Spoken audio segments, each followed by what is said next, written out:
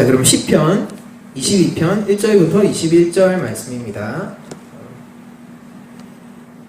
제가 먼저 읽도록 하겠습니다. 내 하나님이여, 내 하나님이여, 어찌 나를 버리셨나이까? 어찌 나를 멀리하여 돕지 아니하시오며 내 신음소리를 듣지 아니하시나이까? 내 하나님이여, 내가 낮에도 부르짖고 밤에도 잠잠하지 아니하오나 응답하지 아니하시나이다. 이스라엘의 찬송 중에 계시는 주여, 주는 거룩하시니이다. 우리 조상들이 주께 의뢰하고 의뢰하였으므로 그들을 건지셨나이다. 그들이 주께 부르짖어 구원을 얻고 주께 의뢰하여 수치를 당하지 아니하였나이다. 나는 벌레요 사람이 아니라 사람의 비방거리요 백성의 조롱거리니이다. 나를 보는 자는 다 나를 비웃으며 입술을 삐죽거리고 머리를 흔들며 말하되 그가 여호와께 의탁하니 구원하실걸, 그를 기뻐하시니 건지실걸 하나이다. 오직 주께서 나를 모태에서 나오게 하시고 내 어머니의 젖을 먹을 때에 의지하게 하셨나이다. 내가 날 때부터 주께 맡긴 바 되었고 모태에서 나올 때부터 주는 나의 하나님이 되셨나이다. 내가 나를 멀리하지 마옵소서. 환난이 가까우나 도울 자 없나이다. 많은 홍소가 나를 에워쌌으며 바산의 힘센 소들이 나를 둘러쌌으며 내게 그 입을 벌림이 찢으며 부르짖는 사자 같으니이다. 나는 물같이 쏟아졌으며 내 모든 뼈는 버그러졌으며 내 마음은 밀랍 같아서 내 속에 녹았으며 내 힘이 말라 질그릇 조각 같고 내 혀가 입 천장에 붙었나이다. 주께서 또 나를 죽음의 진토 속에 두셨나이다. 개들이 나를 에워쌌으며 악한 무리가 나를 둘러 내 수족을 찔렀나이다. 내가 내 모든 뼈를 셀 수 있나이다. 그들이 나를 주목하여 보고 내 겉옷을 나누며 속옷을 제비뽑나이다. 여호와여, 멀리하지 마옵소서. 나의 힘이시여 속히 나를 도우소서. 내 생명을 칼에서 건지시며 내 유일한 것을 개의 세력에서. 다같이 읽겠습니다. 나를 사자의 입에서 구하소서. 주께서 내게 응답하시고 들소의 뿔에서 구원하셨나이다. 아멘. 기도하겠습니다. 하나님 감사합니다. 이 시간 주님의 말씀으로 나아가려 합니다. 오늘 그리스도의 고난이라는 제목으로 말씀을 전할 때 함께하여 주시고 이 자리에서 하나님의 말씀 앞에 우리가 또한 은혜 받으며 하나님의 말씀 앞에 순종할 수 있도록 하여 주시옵소서. 감사드리며 예수님의 이름으로 기도드렸습니다. 아멘. 네, 오늘 제목은 그리스도의 고난이라는 아주 간단한 제목으로 저희들이 말씀을 좀 나누려고 합니다. 오늘 고난주일인데요. 보통 고난주일 하면은 우리들이 좀 생각나는 것들이 있어요. 이 첫 번째로 생각나는 거는 패션 오브 크라이스트입니다. 너무 많이 봤어요, 우리가. 영상 준비해서 보면은 이제 우리는 이제 스크린이 없지만은 보통 스크린이 있는 교회에서는 영상이 나온다라고 하면은 거의 한 70-80%는 패션 오브 크라이스트가 나올 거고요. 저도 보고 많이 은혜를 받았던 그런 영화인데 또 패션 오브 크라이스트 보면서 또 이제는 좀 약간 지겹기도 해요. 한편으로 너무 많이 봐서. 그리고 또 저희들이 많이 들었던 것, 패션 오브 크라이스트 전에 많이 들었던, 신앙생활을 조금 오래 하신 분들은 기억나실 텐데 그리스도의 고난이라고 했을 때 의학적으로 그 예수님의 고난 상태를 분석했던 책이 있었어요. 여러분들 혹시 기억하실지 모르겠는데 의사가 적었는데 실제로 그렇게 못이 박히고 십자가 위에 사람이 그렇게 떼안뼈 아래 서 있었을 때 그때에 뭐 몇 시간이 지나면은 뭐 어떻게 쇼크 상태가 오고 그 다음에 그 신체의 상태가 어떻게 망가지고 이런 것들을 의학적 관점에서 좀 적나라하게 이렇게 묘사했던 그런 책이 있습니다. 이제 그런 것들에 대한 인용들이 많았어요. 이제 그런 것들이 우리한테 이런 생각을 하게 하죠. 얼마나 아프셨을까? 얼마나 아프셨을까? 저는 좀 어릴 때는 너무 잔인하지 않습니까? 이게 만약에 영화로 만들어졌으면은 무조건 19세 이상인 거예요. 근데 교회에서는 제가 아무리 어리지만은 뭐 초등학생 1, 2학년 뭐 이렇지만은 그리스도의 고난을 얘기할 때 예수님의 그 십자가 사건을 생생하게 묘사를 한단 말입니다. 어릴 때는 되게 충격이기도 했어요, 한편으로는. 진짜 아프셨겠다라는 생각을 했습니다. 얼마나 아프셨을까. 그런데 그런 식으로 제가 생각을 하다 보니까 나중에 조금 그리스도의 고난과 순환에 대해서 제가 오히려 비하를 하게 되는 현상이 나타났어요. 왜 그러냐면은 아주 비참하게 죽는 사람들을 나이가 들수록 알게 됐던 거죠. 그리고 때로는 죽음보다 못한 삶이라고 해야 됩니까? 차라리 죽기를 강구하는 삶을 사는 사람들을 또한 알게 됐던 거죠. 예수님이 그렇게 고난을 받으시고 그렇게 힘든 가중에서 십자가를 지셨는데 그만큼은 아니더라도 그에 비견할 정도로 고난을 갖고 비참한 가운데서 죽어가는, 힘든 가운데서 죽어가는, 때때로는 그런 생각이 들더라고요. 투병 생활을 10년을 하면서 점점 죽어가는 그 사람은 어쩌면 더 비참하진 않을까? 그 사람은 어쩌면 하루 만에 내가 죽기를 바라진 않을까?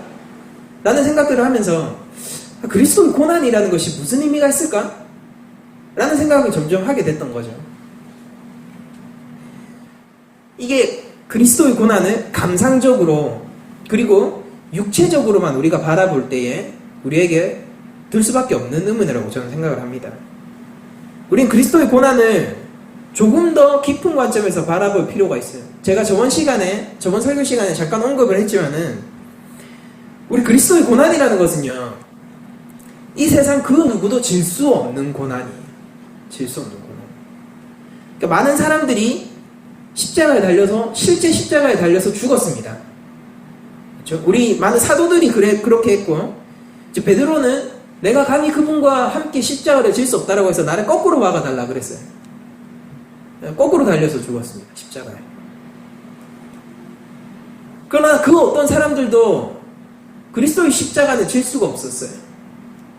왜냐하면 이 십자가는 단순히 육체적인 것만 동반하는 십자가가 아니었기 때문입니다. 이 십자가는 매우 영적인 사건이고, 그리고 그리스도만이 질 수 있는 십자가였어요.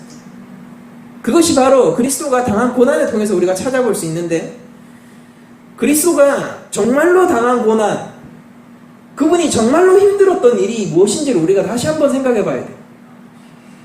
왜 그렇게 힘들어 하셨을까? 겟세마네 마지막 기도에서 피가 땀이 되도록 기도하셔야만 했을까?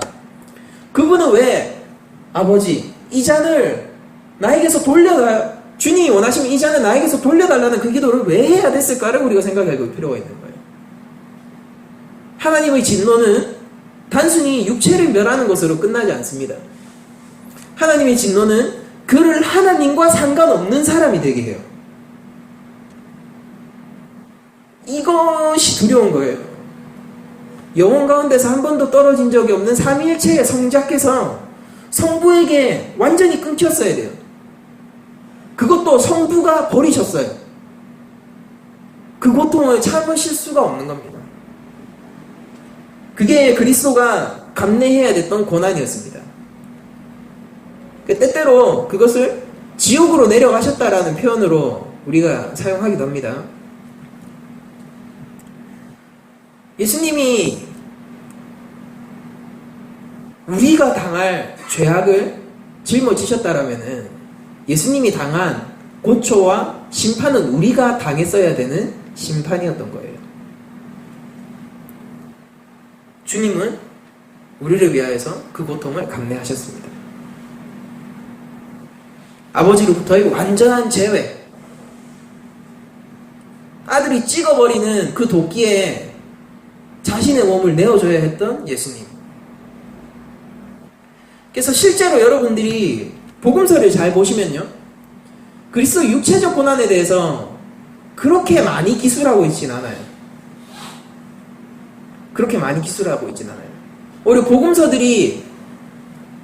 전체를 통해서 그려내고 있는 것은 그리스도가 이제 십자가 죽음이죠. 죽음 앞으로 나아가면서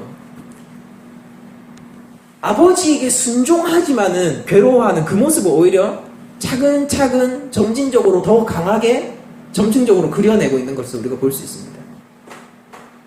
아버지, 아버지가 나에게 주신 영혼들을 그 양들을 내가 건지러 왔습니다. 내가 단 한 마리도 놓치지 않겠습니다. 순종하겠나이다. 그러면서 한편으로 뭐가 있습니까? 주여 나를 버리지 마소서. 아버지의 뜻은 뭐예요? 내가 너를 버리겠다는 거예요. 내가 너를 반드시 버리겠다는 겁니다. 내가 너를 내어주겠다. 저들에게 완전히 내어주겠다. 라고 아버지는 마음을 먹으셨습니다. 우리의 주님은 그것이 괴로웠고 그러나 순종하셨어요. 그 가운데서. 그 순종은 아무도 할 수 없는 순종이에요. 누가 감당할 수 있습니까? 그 어떤 육체적인 비참한 고통을 당한다고 해서 누구의 죄가를 우리가 담당할 수 있다는 얘기예요. 아니죠. 우리도 죄인인데 무죄하신 그리스도만이 그것을 하실 수 있었던 거예요. 그러니까 예수님이 당했던 고난의 그 근원을 설명해 보자면은 이런 거예요. 고난은 예수님이 순종하심으로써 오신 거예요. 이게 굉장히 중요한 건데, 예수님이 순종하셨어요. 그래서 고난 가운데서 떨어지셨습니다. 우리가 잘 생각해야 되는 것은 뭐냐면은, 아버지는 심판의 모든 권세를 아들에게 위양했다라는 거예요. 내 모든 권세를 아들한테 줬다라고 하는 겁니다.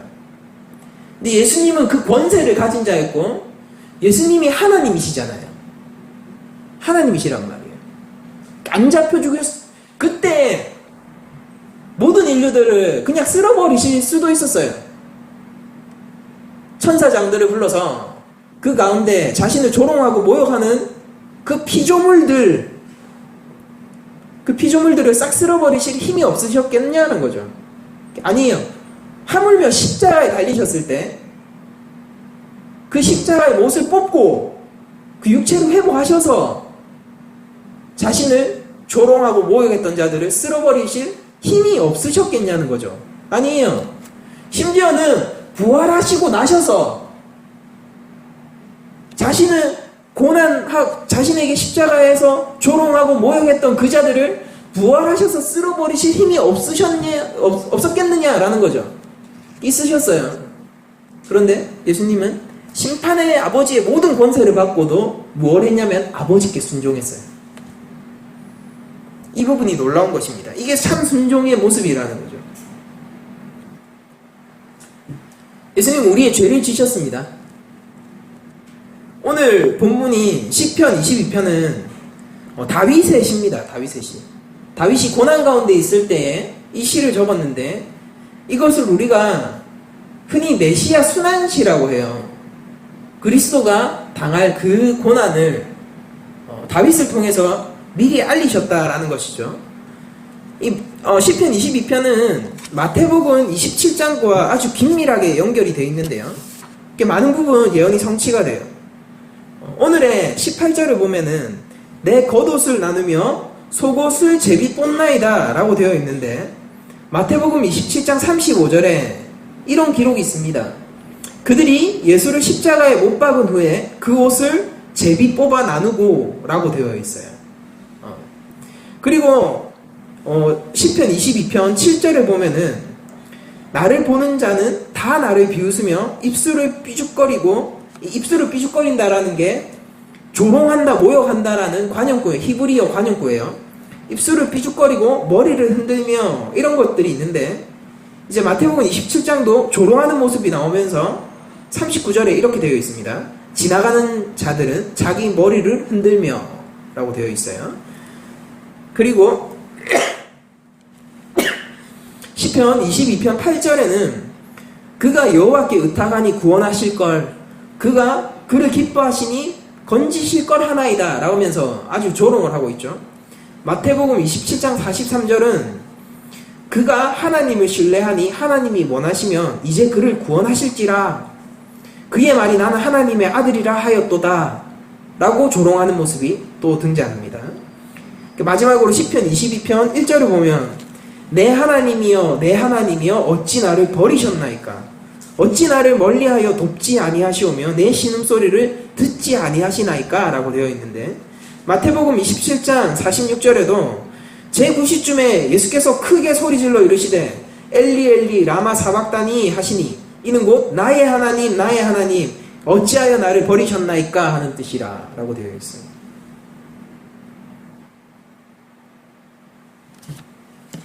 좀 시편이다 보니까 저희들이 이 본문을 보면서 좀 감성적인 마음으로 좀 읽었으면 좋겠는데, 이걸 하나하나 제가 여러분들한테 주석학적으로 설명을 하는 것보다 이 시편 21편에서 22편 1절에서 21절까지 느껴지는 이 전체의 감상이, 그 전체의 분위기가, 무드가 어떻습니까? 구원이 없는 절망의 무드죠. 없어요. 대적들밖에 없고 그 가운데 하나님이 없어요. 다윗이 무서웠던 그것은 바로 그것입니다. 사방이 대적이고 사방이 나를 조롱하는데, 그런데 내가 하나님을 보지 못하겠다라는 겁니다. 하나님이 나에게 없는 것 같다라는 거예요. 그게 다윗이 느끼는 가장 큰 공포였어요. 그러나 우리가 알고 있듯이 하나님은 다윗에게서 한 번도 떨어진 적이 없습니다. 그래서 실제로 시편 22편 21절을 보면은 간구를 막 한단 말이에요. 나를 사자의 입에서 구하소서, 주께서 내게 응답하시고 뭐라고 합니까? 들소의 뿔에서 구원하셨나이다 라고 얘기를 해요. 고난 가운데서. 그러나 예수님은 다르셨어요. 고난 가운데서 구원하시지 않으셨습니다. 아버지께서 3일을 죽음 가운데서 내어놓으셨고, 그 3일은 아니 단 하루도 삼위일체 그 하나님이 끊어지는 그 신적인 원리잖아요. 끊어지는 것은 단 하루도 있을 수 없어요. 원래 있을 수가 없어요. 그거는 제가 어떤 말로 설명해야 될지 모르겠는데 그런 건 불가능해요. 불가능합니다. 근데 불가능한데 그게 일어났고 그게 무려 3일이었습니다. 그 가운데서 아버지는 실제로 아들을 버리셨고 아들은 죽음 가운데 그저 내어놓아져 있었던 거예요. 예수님은 언제든지 자신의 힘으로, 하나님이시잖아요, 죽음에서 부활하실 수가 있었습니다. 저는 그것을 믿어요. 아버지가 자기를 건질 때까지, 그러나 예수님은 인내하시고 죽음 가운데서, 만약 아버지가 안 건지셨으면 끝까지 그렇게 죽음 가운데 있었을 겁니다. 그 왜 그랬느냐? 예수님이 죽음 가운데서 일어났다라고 얘기하는 건 뭔지 아세요? 우리 모두의 심판을 의미하는 거기 때문이에요. 예수님이 왜 십자가 가운데서 허무하게 죽으셔야 했습니까? 왜 그 가운데서 힘을 발휘하지 않으셨어요? 힘을 발휘하면은 모든 사람들이 심판 가운데로 떨어지기 때문에, 우리까지 포함해서요. 모든 자들이 너희는 죄악되었다라고 판명이 나는 거예요.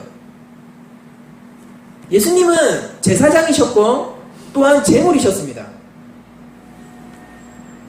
제물의 역할을 포기하시는 거예요. 심판자로서 역할을 하시게 되는 겁니다.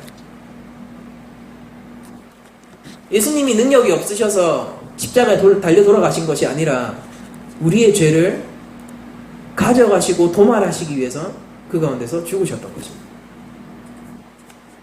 그리스도의 고난은 우리의 죄의 문제와 아주 깊이 연관이 있고, 그리스도의 부활은 우리의 의의 문제와 아주 깊이 관련이 있어요. 예수님은 우리 죄를 모두 가져가시고 십자가에서 우리가 받을 심판을 받으심으로써 우리의 죄가를 사하시고 우리를 의롭다 하실 수 있는 법정 근거를 마련하셨습니다. 그 고난으로 인해서 우리는 아버지와 관계가 회복된 거예요. 우리가 아버지, 하나님 아버지라고 부르는 것은 전부 이 십자가 위에서 근거하고 있다는 것이죠. 예수님의 고난에 대해서 우리는 너무 감상적으로 다가갈 필요는 없는 것 같아요. 그런 것들이 있어야지 우리가 그리스도의 고난에 대해서 짐작할 수 있습니다. 그러나 너무 감상적으로 다가가고 그리스도의 고난에 대해서, 육체적 고난, 어떤 마음의 심금을 울리는 눈물을 자아내는 그 고난으로 우리가 한정 지을 때 우리는 참 고난의 모습을 보지 못하게 되는 것입니다. 그것보다 우리는 이 고난을 보면서 한편 여러분들은 공포를 느끼셔야 돼요.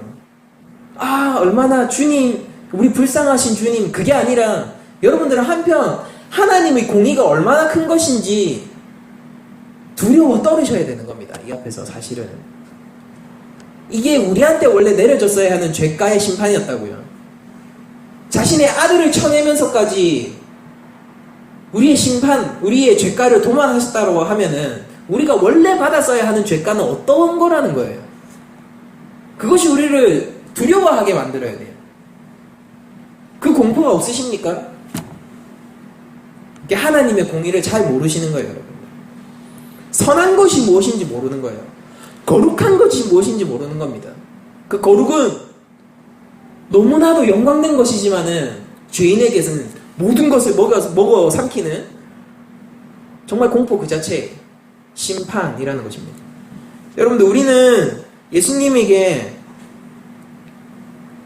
주님, 이제 내가 그리스도의 고난을 보면서 십자가를 보면서 내가 다시 살아났습니다 라고 얘기를 하는데, 그럴 때마다 정말 깊은 은혜로 들어가지 못하고 정말 하나님이 주신 사랑을 우리가 느끼지 못하는 이유는 그 고난의 진면목을 피상적으로 알고 있기 때문이죠. 우리가, 제가 이런 말 하기를 좋아해요. 아버지는 우리에게 아버지 자신을 주는 것보다 더 큰 것을 줬다라고 저는 얘기하기 좋아합니다. 저에게 아들이 한 명 있는데요, 저는 좋아요. 여러분들을 위해서 제 몸을 드려도 괜찮습니다. 근데 저희 아들은 안 돼요. 못 버려요. 안 돼요. 좋아요. 저는 아파서 괜찮아요. 저에게 만약에 암이 온다, 불치병이 온다, 좋아요. 괜찮아요. 근데 제 아들은 안 돼요. 저는 선교로 나가서 만약 죽으라고 하면은 그 길을 모르겠지만 지금 마음 같아서 갈 수 있을 것 같아요. 갈 수 있어요. 제 아들은 안 돼요. 아찔합니다. 한편으로는. 아버지는 독생자를 주셨어요. 우리에게. 그리스도의 고난은 곧 하나님의 사랑인 것입니다. 우리를 향한 하나님의 사랑인 거예요.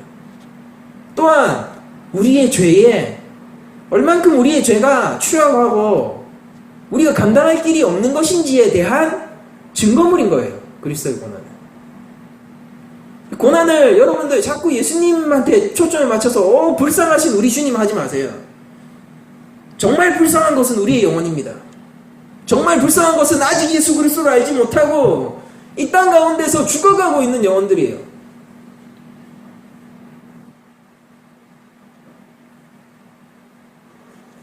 예수님은 그것을 위해서 오셨고 성취하셨단 말이에요. 골로새서 1장 24절을 우리가 보면은,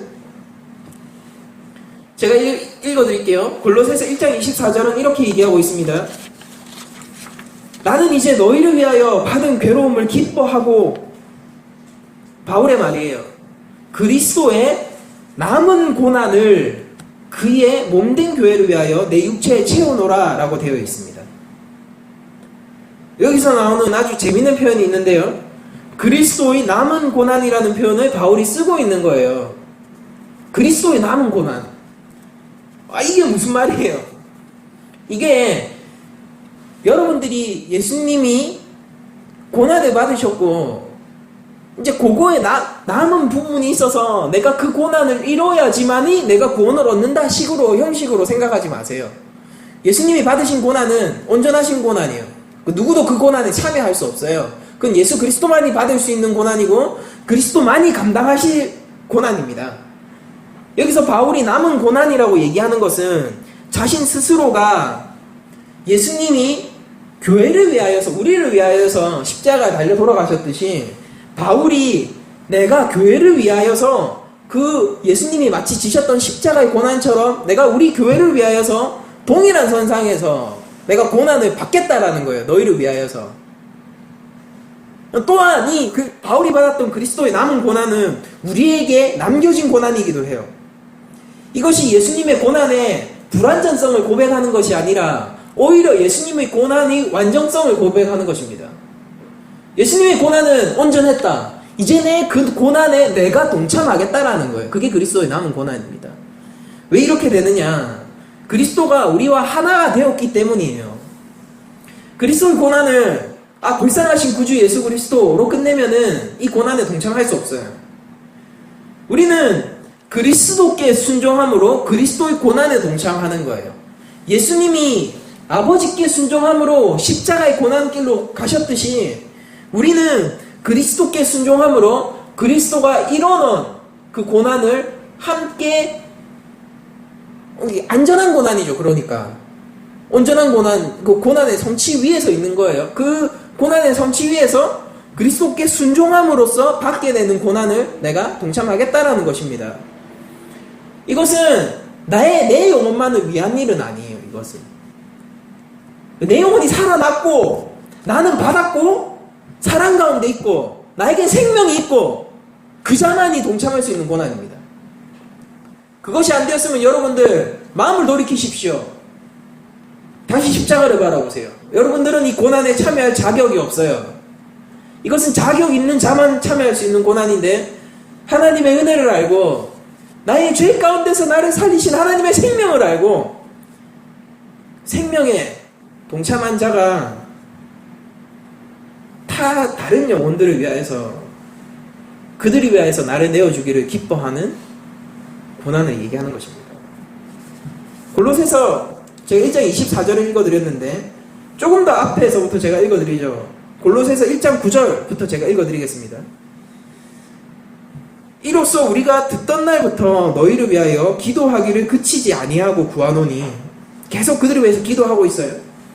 너희로 하여금 뭐 때문에 기도를 했느냐? 너희로 하여금 모든 신령한 지혜와 총명에 하나님의 뜻을 아는 것으로 채우게 하시고 주께 합당하게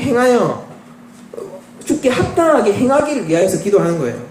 범사에 기쁘시게 하고 모든 선한 일에 열매를 맺게 하시며 하나님을 아는 것에 자라게 하시고 그의 영광의 힘을 따라 모든 능력으로 능하게 하시며 기쁨으로 모든 견딤과 기쁨으로 뭐예요? 기쁨으로 잔치를 한다라는 게 아니죠. 기쁨으로 모든 견딤과 오래 참음에 이르게 하시고 이상한 표현이란 말이에요. 계속 읽겠습니다. 우리로 하여금 빛 가운데서 성도의 기업의 부분을 얻기에 합당하게 하신 아버지께 감사하게 하기를 원하노라. 이걸 위해서 이어서 바울은 이렇게 얘기합니다. 골로새서 1장 13절이에요. 그가 우리를 이제 예수님이 우리에게 하신 일을 설명을 할 때 이렇게 얘기를 해요.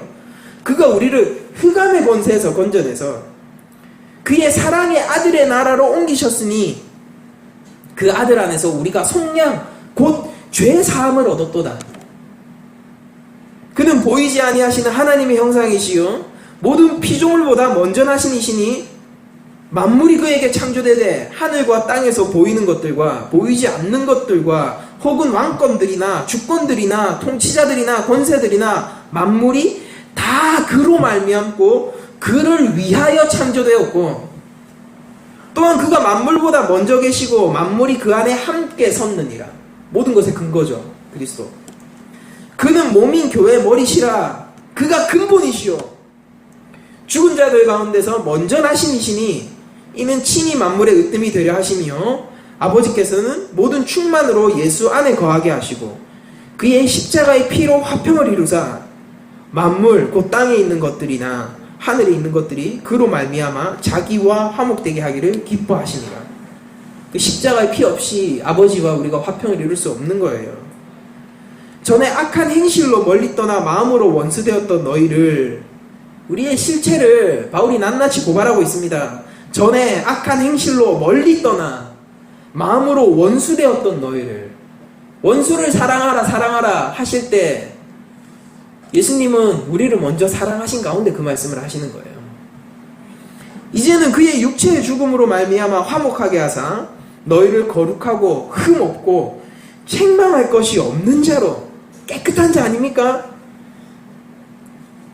책망할 것이 없는 자로 그 앞에 세우고자 하셨으니 만일 너희가 믿음에 거하고 터 위에 굳게 서서 너희 들은 바 복음의 소망에 흔들리지 아니하면 그리하리라. 이 복음은 만민 천하 만민에게 전파된 바요 나 바울은 이 복음의 일꾼이 되었노라. 그 다음에 이 얘기를 하는 거예요. 나는 이제 너희를 위하여 받은 괴로움을 기뻐하고 그리스도의 남은 고난을 그의 몸된 교회를 위하여 내 육체에 채우니라. 여러분들 이 고난이 얼마나 기쁜 고난인지 아시겠습니까? 바울이 감격 속에서 이 고난을 동참하고 있다는 걸 아시겠어요? 이 고난이 올 때에 바울은 오히려 기뻐하게 되는 거예요. 그게 자신의 성도로서의 지표였으니까요. 자기가 하나님의 사랑 안에 있다는 것, 말할 수 없는 그 예수 그리스도, 만물의 근원이시고 교회의 머리이신 그 그리스도 위에 내가 서 있다는 것이 그 가장 큰 증거였기 때문입니다. 그런데 우리는 삶에서 고난이 올 때에 마치 오늘 시편에서 다윗이나 십자가 도상 아래서 예수님처럼 그 예수님을 조롱하던 그들처럼 반응할 때가 있어요. 우리 스스로에게. 이 고난이 어떻게 합당하냐 하나님을 믿는 자에게. 그러면서 스스로를 조롱하기도 해요. 야, 내가 진짜 하나님 있다라는 걸 믿고 내가 이 고난 가운데서 뭐 견디는 게 무슨 소용이야. 이렇게 힘든데 이게 무슨 태도예요? 저가 하나님이 있다 하니 하나님이 저를 구원하실걸? 그 조롱하는 자들의 태도와 뭐가 다릅니까? 그리고 고난 가운데 있는 형제 자매들에게 제발 이상한 위로 하지 마십시오. 아, 그래 하나님 지금 네가 하나님을 더 기도하고 하나님께 더 매달리면 구원해 주실 거야. 마치 그의 고난이 기도가 부족한 듯 그의 고난이 하나님 앞에서 뭔가 더 열심히 기도하고 더 열심히 나아야지만 해결될 것처럼 그렇게 얘기하지 마세요. 그런 거 아니에요. 그런 게 아니고 우리 모든 고난은 그리스도께서 짊어지셨다니까요. 고난의 충족성을 바라보십시오. 그 가운데서 여러분들은 그의 고통과 그냥 함께 하세요. 어떡하니? 하나님을 신뢰하자 그래도. 어떡하니? 그래도 이 고난이 너에게 가장 좋은 거였을 거야. 말씀으로 위로하고. 어떡하니? 내가 뭔가 해줄 수 있는 게 없니? 뭐 이렇게 가야지. 아이고 집사님 좀 더 기도하시면은. 여러분들이 어떻게 하세요? 그 괴로움 때문에 얼마나 기도했는지. 여러분들이 어떻게 하십니까? 그의 무너진 마음을 어떻게 아세요? 그게 우리가 어떻게 압니까? 당한 사람만이 알 수 있죠. 우리가 잘못된 시선으로 그들을 바라보고 그들의 고난을 잘못된 시선으로 인식하게 될 때 자꾸 뭔가 남은 고난이 있는 것처럼 그 고난을 통해서 뭔가 이루어야 되는 게 있는 것처럼 반응을 한단 말이죠. 그런 건 아니에요. 고난이 있는 이유는 이미 완성된 고난 가운데서 참여하는 형태로의 고난이 있는 겁니다. 그 고난을 통해서 그가 더 이루어져야 된다? 어떤 측면에서 맞을 수 있어요. 고난을 통해서 하나님을 더 알게 될 테니까요. 그러나 그가 그리스도의 고난 가운데 있다면은 그는 완성된 고난 가운데 있는 거예요. 이겨낸 고난 가운데 있는 겁니다. 괴로워요. 괴롭지 않은 게 아닙니다. 그러나 그의 고난은 이미 완성된 그리스도의 고난을 나의 가운데서 체현하는 것으로 그리스도와 동일한 고난이죠. 그게 그리스도의 남은 고난이라니까요. 그 동일한 고난을 내가 체현하는 것으로 의미가 생기는 거예요. 하나님이 결코 그를 멀리하지 않으셨습니다. 자신의 아들을 멀리함으로써 우리를 땡기셨다니까요.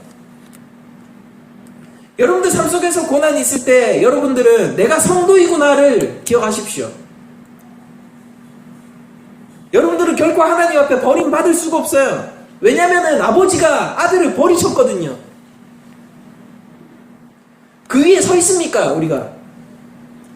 그것이 그리스도의 고난 가운데 우리에게 던져지는 질문입니다.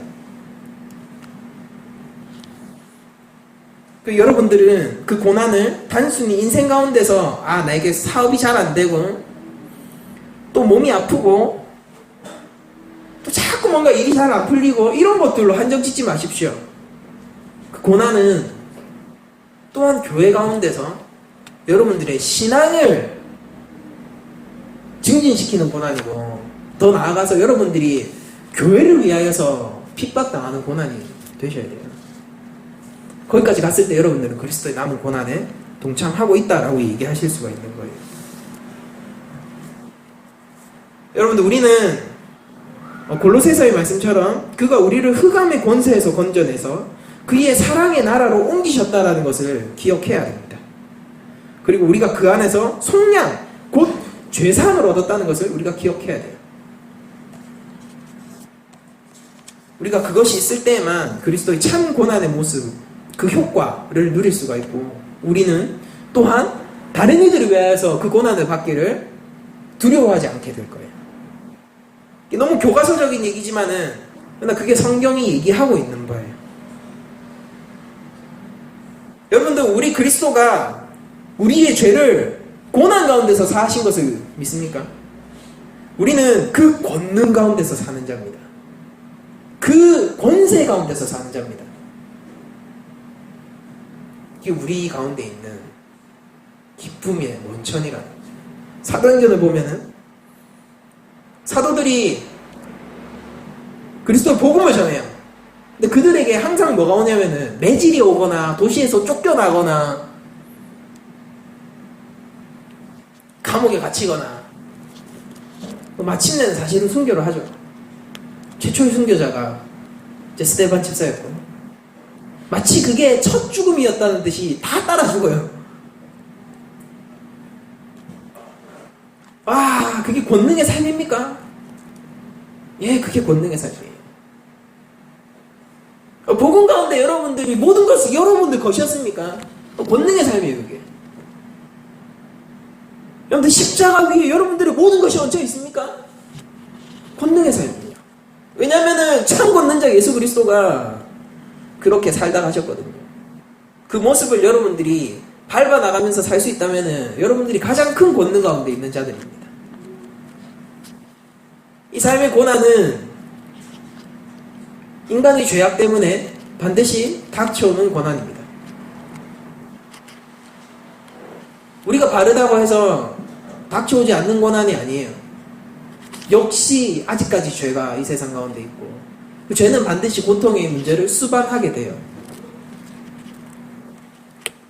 여러분들은 그 가운데서 그러나 모든 고난을 가져가신 그리스도를 봄으로써 그 가운데서 인내하고 그 고난에 오히려 동참하는 것을 기뻐하는 자가 될 수 있는 겁니다. 여러분은 고난 가운데 있으나 고난과 상관없는 자들이고, 여러분들은 고통스러워하지만은 참 기쁨을 누리는 자들이고, 여러분들은 세상 가운데서 버림을 받은 것 같으나 하나님께 선택을 받은 자들입니다. 그것으로 충분하다면은 여러분들이 가장 성숙한 그리스도인이에요. 이제 여러분들에게 질문을 합니다. 그리스도께서 우리의 죄 때문에, 다른 이유 아니에요, 우리의 죄 때문에 고난을 받으셨습니다. 십자가 가운데서 달려 돌아가셨어요. 어쩌면은 예수님이 창조주시잖아요. 예수님이 성육신하셔서 종의 형상으로, 인간의 형상으로 오신 것 자체부터 말할 수 없는 치욕을 당한 것일 수 있습니다. 그 치욕을 당하면서 게다가 내가 창조한 창조물들, 피조물들에게 핍박을 받고 조롱을 당하면서 마침내 하나님의 사랑을 위하여서 우리를 사랑하셔서 십자가에서 달려 돌아가셨어요. 그 사랑이 있다면은, 그 고난 가운데 있다면은 여러분들은 세상에 그 어떤 사랑도 감당할 수 없는 사랑 위에 있는 거예요. 그렇게 있을 때 여러분들은 세상이 감당할 수 없는 자가 될 겁니다. 세상이 감당할 수 없는 자는 내가 막 마음속에서 막 열정이 들끓고 막 내가 세상 가운데서 싸우고 힘과 능력 있고 그래서 세상을 굴복시키고, 그게 세상 가운데서 세상이 감당 못할 자가 아니라 내가 감당할 수 없는 사랑 가운데서 있어서, 사랑이 여러분들의 근원이 돼야 돼요. 감당할 수 없는 사랑 가운데서 있어서, 아버지가 아들을 내어주기까지 사랑한 그 사랑 가운데 있어서 내가 세상에 그 어떤 고난이 와도 나를 망가뜨리고 있고, 실제 망가뜨리고 있어도, 내 삶의 환경을 망가뜨리고 있어도, 그러나 내가 그 사랑을 알아서, 이게 나를 못 쓰러뜨리는 그 사람이, 다른 사람들이 비웃는다니까요. 야, 예수 믿는 사람이, 교회 나간다는 사람이 삶이 그게 뭐냐, 비웃는다니까요. 야, 돈이 없어가지고 빌어먹는 이래가지고 뭐 또 교회 그렇게 한다니까요. 근데 그 가운데서도 사랑이 떠나가지 않아서, 그 사랑이 감격스러워서 못 견뎌서 여전히 하나님을 찬양할 수 있는 사람이 세상이 감당하지 못하는 자예요. 여러분들 그 사랑을 누리십시오. 자유자로 서십시오. 그리스도의 고난을 통해서 우리가 봐야 할 것은, 우리 예수님 어떡하세요가 아니라, 그렇게 하면 여러분들은 절반 온 거예요. 예수님이 왜 그 고난을 당하셨습니까? 그 고난을 보면서 여러분들은, 내가 그리스도의 고난 가운데서 자유하게 되었다. 내가 그리스도의 고난으로 하나님의 사랑이 나에게 확정되었다. 그 자유로운 신앙의 경지에 오시는 게 여러분들이 그리스도의 고난을 통해서 마침내 도달할 영역입니다. 그리고 그 가운데 있으면서 단순히 나만이 자유하고 끝나는 그런 것이 아니라, 나도 그 사랑에 있으면은, 그 그리스도의 고난을 주님께서 당하셨다면은 내가 교회를 위하여서 당하는 고난 역시 즐거운 고난입니다 라고 고백할 수 있으면은 여러분들 더 성숙한 신앙인이 되는 거예요. 하나님은 우리의 고통과 괴로움을 없애기 위해서 오셨습니다. 그래서 우리한테 언약하셨고 아들을 주셨어요. 그러나 그것은 죄의 문제예요. 죄의 문제. 우리가 현세적이고 세속적인 문제들에 자꾸 매여서 하나님께 그런 것들을 통해서 기도하고, 그런 문제의 해결을 위해서 우리가 나아가게 되면은 우리는 결국 벽에 부딪히게 돼요. 필요 없는 게 아닙니다. 우리 아버지인데 우리가 실제 살잖아요. 이 땅에서 다 문제 맡겨야죠. 다 문제 맡겨야죠. 근데 그런 문제들을 통해서요, 더 깊은 영적인 영역, 신앙의 영역을 여러분들이 바라볼 수 있어야 된다는 겁니다. 예수님의 시험 사건을 여러분들 기억하십니까? 제가 이 얘기를 하고 마칠 텐데요. 예수님의 시험 사건을 제가 설교 가운데 얘기한 걸 여러분들 기억나세요? 예수님은 40일을 줄이셨지만은 떡의 시험 가운데서 하나님의 말씀으로 살 것이다 라고 사단을 물리쳤습니다. 그리고 나중에 보면요, 아버지가 천사들로 수종되게 한다라고 하죠. 그게 대접한다는 소리거든요. 이렇게 배불리게 먹이셨어요, 그때 예수님은. 그러나 본질이 뭐예요? 우리의 삶의 모든 문제를 맡기는 거예요. 그러나 그 본질은 뭐예요? 우리의 죄의 문제고요, 하나님이 주시는 그리스도에 관한 문제입니다. 결론은 이거예요. 그리고 고난 주간을 보면서 그리스도의 고난에 참여하게 되는데, 그것은 감성적인 문제 아닙니다. 우리 주님 어떻게 얼마나 아프셨을까 나를 위하여서, 그런 거 아니에요. 그게 아니라 기쁨의 고난에 동참이고요, 능력의 고난에 동참이고요, 자유자로서의 고난에 동참입니다. 더 이상 여러분들이 죄의 노예가 아니에요. 그리스도 안에서 자유한 사람들입니다. 그리스도의 고난을 보면서 하나님의 사랑을 내한테서 확증하는 거예요. 주님 달려 돌아가셨군요. 죽은 가운데서 아버지께 버리셨군요. 끝나지 마세요. 그로 말미암아 내가 내 하나님을 아버지라고 부르는 거예요. 하나님의 사랑이 그로 말미암아 나에게 확증되었군요. 그리스도의 고난이 여러분들한테 거기까지 인도할 때에 여러분들은 참으로 그리스도의 고난에 동참할 수 있는 자가 될 거고, 여러분들의 삶의 고난 가운데서 여러분들이 담대할 수 있을 거예요. 말씀을 마치겠습니다. 우리는 신앙을 전인격적으로 해나가야 됩니다. 우리의 신앙은. 우리는 감성도 있지만은 지성도 있고, 단순히 내 머릿속에 머무르는 것만이 아니라 내 실제 삶의 의지적 영역도 있는 거예요. 이것을 우리가 흔히 말하는 지정의다라는 것으로 설명을 하죠. 우리는 제가 너무나도 고난주간 가운데서 너무 감정적으로 감정만을 이용해서 고난에 동참하는 사람들을 너무 많이 봤습니다. 그 삶의 열매가 그럼 어떻게 맺혀야 돼요? 더 이상 그런 고난에 동참을 여러분들 그만두십시오. 이해하세요. 이게 어떤 의미를 가지고 있는지, 그리스도의 고난이. 이해하십시오. 성경이 말하는 바를 이해하십시오. 그로 말미암아 여러분들의 마음이 격동치셔야 돼요. 그래서 여러분들의 삶으로 그것을 사는 것입니다. 그리스도는 고난 받으셨습니다. 여러분들이 이제 자유합니다. 여러분들 자유한 자로서, 하나님의 사랑을 받은 자로서 그리스도의 남은 고난에 동참하는 한 주가 되었으면 좋겠습니다. 제 말씀을 마치고요. 우리가 찬송 한 곡 하고 우리가 기도하는 시간을 가지겠습니다.